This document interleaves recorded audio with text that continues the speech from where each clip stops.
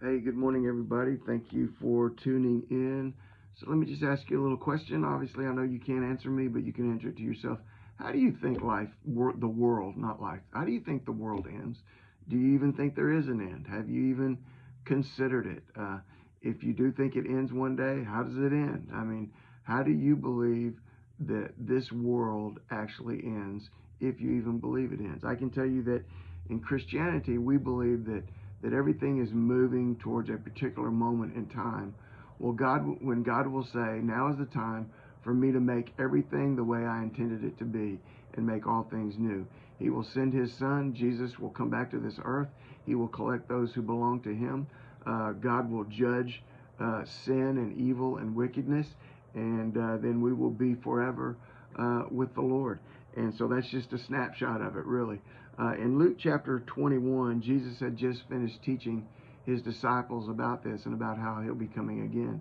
And so he closed it out with this. He says, "But you take heed to yourselves, lest your hearts be weighed down with carousing, drunkenness, and the cares of this life, and that day come upon you unexpectedly." He says, you better watch. Take heed to yourselves. You better watch. You better watch your hearts. You better watch your mind. You better watch yourselves. He says, because the carousing, the drunkenness, and the cares of this life, they can weigh you down. If you are weighed down, it means you can't run the race. It means you can't move forward. It means that you are stuck and you are stopped and you just give up. He says, so these things, this drunkenness and carousing, just living your own life, fulfilling your own fleshly desires, just doing your own thing. And then the cares of this life, the concerns and the worries and the real things of life that bother us. He says these things will make us quit. They'll weigh us down. They'll make us stop. They'll keep us from pursuing the things of God. And he says, so you want to guard your heart. You want to take heed. You want to watch so that this doesn't happen to you and then this day would catch you by surprise. So, what do we need to do to watch our hearts? First thing is you need to make sure that you are in Christ. You need to make sure that you have truly by faith received the gospel, the free gift of salvation through the death, burial, and resurrection of Jesus Christ.